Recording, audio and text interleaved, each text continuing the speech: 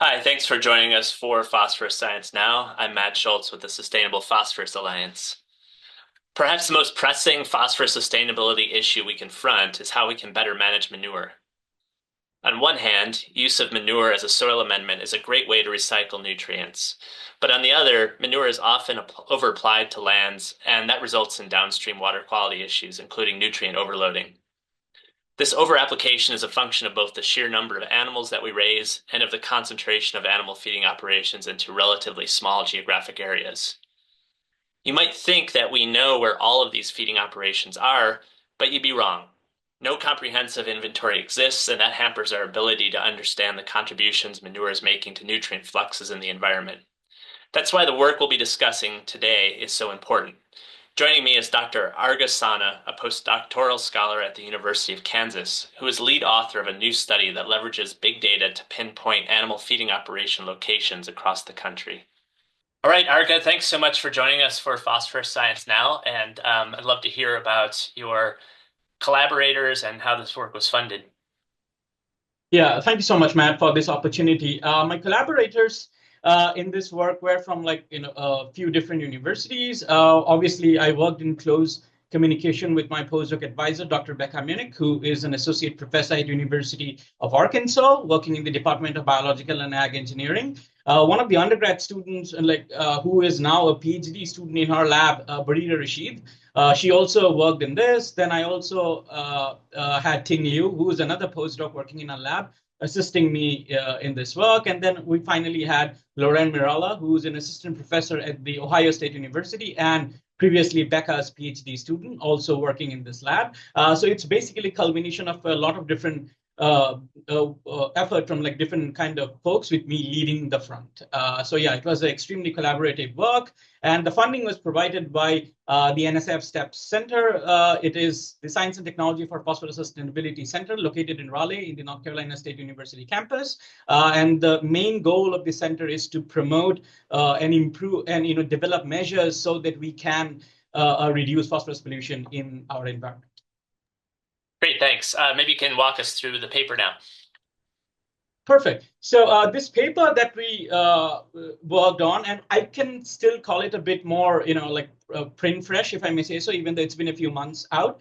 But it was, as you can see, it was printed, published in January of this year.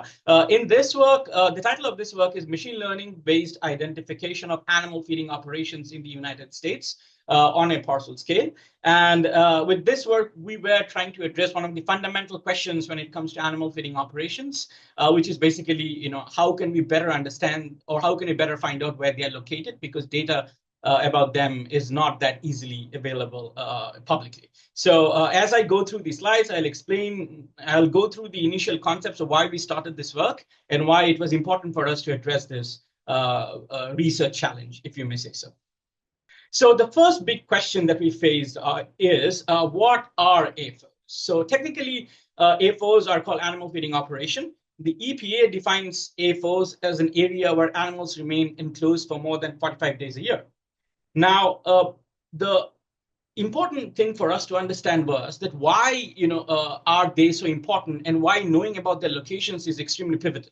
The reason is that in the last few years, or in the last 50 years, if you may say so, we have seen a significant increase in consumer demand for meat, dairy, and other kinds of animal products. And what this has done is this has resulted in the consolidation of these AFOs. And as a result of it, some of these AFOs have become extremely large in size, like mega AFOs, and the ones which were smaller in size were seen to not occur in solitary form anymore. They were seen to occur in clusters.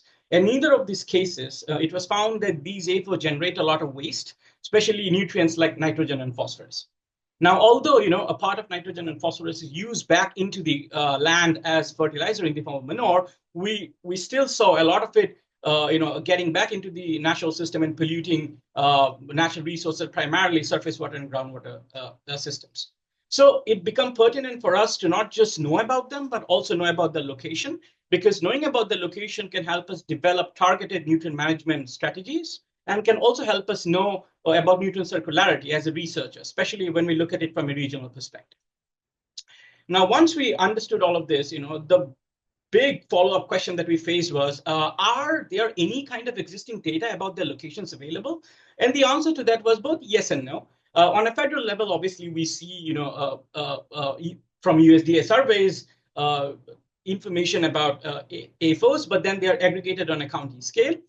In a state level, though, we get some idea about their location, mainly from state level permits. But the problem with that is that the way these permits are implemented across different states vary a lot. Like some states want AFOs that discharge waste directly into the water bodies to have permits so that they can subsequently develop nutrient management plans, whereas other states are more stringent and they want any kind of AFOs, small or large, to have permits. So because of this variability, we felt there was a need for a robust framework through which we can identify AFO locations across the country. Now, for our work, we thought a lot, and we came to the conclusion that using machine learning will be the ideal method. The simple reason being that machine learning gives us the flexibility to be more robust. It can help us. It can help us, use the kind of data we feel fits our bill, and it can help us alter our work based on the research questions that we're going to answer. So for this work and for this framework that we have developed, we used publicly available AFO locations from state level permits and combine them with ecosystemic data. Now, ecosystemic data, I said, because it comprises of environmental data, soil data, manure nutrient data, as well as socioeconomic data. And we use all of this in combination to train and test a machine learning model. And at the end of it, we felt we had a robust model ready that could help us predict AFO locations across the country. In the subsequent slides, I'll be talking a little bit about these data types, that we have used in this work. Now, as I have said, getting AFO locations is extremely important, and we got this from the state level permits. These are the 18 states that we have used in our study. Only 18 states is because these data sets from these states were easy to gather. Now, since we are training a model, we wanted to avoid as much bias as possible. And also, while training machine learning models, you need your data to comprise of haves as well as have-nots. So beside AFO locations, we also gathered closer to 2,500 non-AFO points. And these non-AFO points are basically locations which are closer to an AFO, but not actually AFO, and are other land use types. And we had about 10,000 AFO points that were identified across these 18 states. Now, besides the AFO points, obviously, once we had these AFO points, rather, we needed to extract the ecosystemic values of the different variables of the other data sets corresponding to those locations. And so we extracted those values at a parcel scale. And the values include terrestrial variables, which basically represents land use degradation near an AFO, such as loss of biomass cover. So these variables include person tree canopy cover, vegetation indices, ET, and data sets of those type. Then we also collected some other variables or some other data sets that represented air quality data, because we can presume that air surrounding some of these mega factory farms will not be ideal. And some of the variables that we considered for the air quality data sets were particulate matter less than equal to 2.5 nanometers, and then we considered ammonium as well as nitrate particulates in the atmosphere. Then we also collected a county level manure, nitrogen, and phosphorus data, which is generated from livestock, and we get it from the USDA survey. And then we also collected USGS soil phosphorus data that we get from the USGS data set that they developed for the entire US. And then we also collected socioeconomic data from the US Census Bureau. And these data sets tell us about the education level, the poverty level, the income between different populations surrounding sex of population surrounding an AFO, because we read some sociological research which showed us that oftentimes people living around these AFOs were seen where earning in a lower, we're coming from low income communities, if I may say so.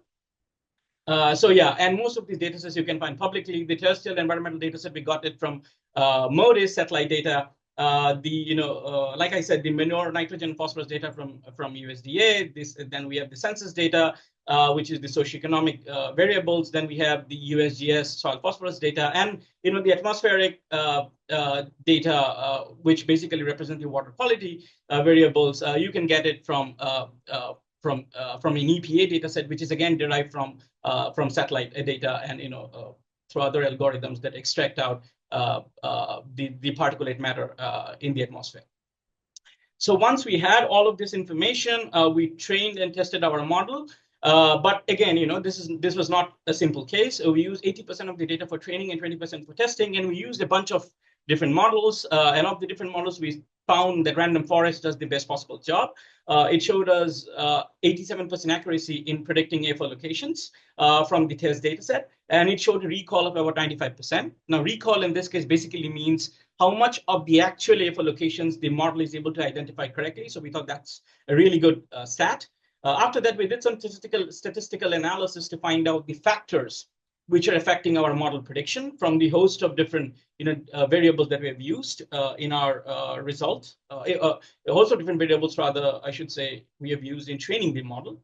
And we find out, and I'll talk about some of the important ones, we find out that tree canopy cover was an important indicator. We saw that land cover surrounding the AFOs more often than not did not have a high tree cover. We saw that counties where counties which generated more manure, nitrogen, phosphorus, manure, nitrogen, as well as phosphorus, where counties where more AFOs were located. And of that, we saw the phosphorus was slightly more sensitive and showed us was a better indicator than nitrogen in identifying AFOs. We also see that areas surrounding AFOs at high temperature during the day because there is less soil, there is less biomass cover, so we see the soil being more hotter. We also see that many areas surrounding AFOs had more crops. Another interesting that we saw was that, and which we assumed previously will be the case, was that like soil near the AFOs were seen to have higher phosphorus levels. And an interesting part also, we saw that people living around these AFOs more often than not had an annual income ranging between 25,000 to 35,000, which was fairly low. So and then you can see the maps. The first map that you see here is the training and testing data sets that we used for our work.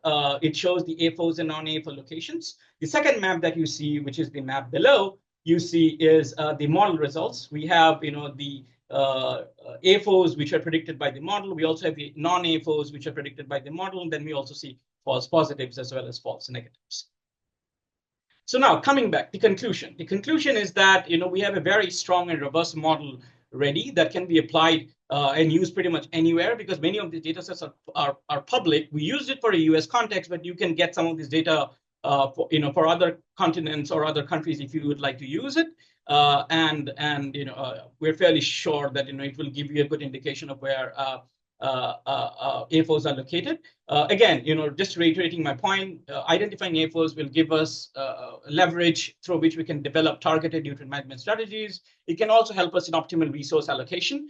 Basically, if we are identifying source zones based on AFO locations, like zones that produce more manure than crop demand, then we can transfer them to sink zones, which could basically be regions where there is less manure than crop demand and do more sustainable manure transport, which can be used to fertilizing crops in that region.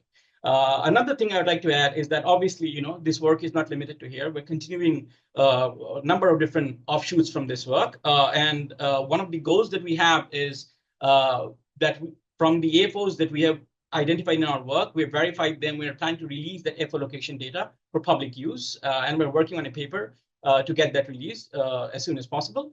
And that is something you can expect to look forward to from Becca's and my ends. The other thing is based on our AFO locations, we have also been involved in other nutrient circularity work. Recently, we released a paper collaborating with the UIUC, where we looked into phosphorus circularity from biorefineries in the Midwest, and also assessing their proximity to AFO locations. And there are also other significant work that are on the pipelines, collaborating with multiple different universities. So yeah, that is more or less what I have to talk for today. And I hope you enjoyed my work. You can reach out to me in my social media handles, or send me an email at the email listed in this slide. Thank you so much. Thanks, Arga. So are you also estimating the mass of manure that's being generated at these AFOs then? Not in this current work, but we are one of the work that we're doing in, like, we're ongoing right now, is estimating the number of animals and the type of animals in this AFOs. And I think that can help us have, as a future step, that can help us maybe, assess the manure that can be generated, although that might need more research. Because obviously, the manure generated by animals will depend on how its feed is and lots of other, different factors. So yeah. Right, great. Okay, thanks so much for explaining this article to us, Arga, and good luck on your future work. Thank you so much, man. Thank you for this opportunity.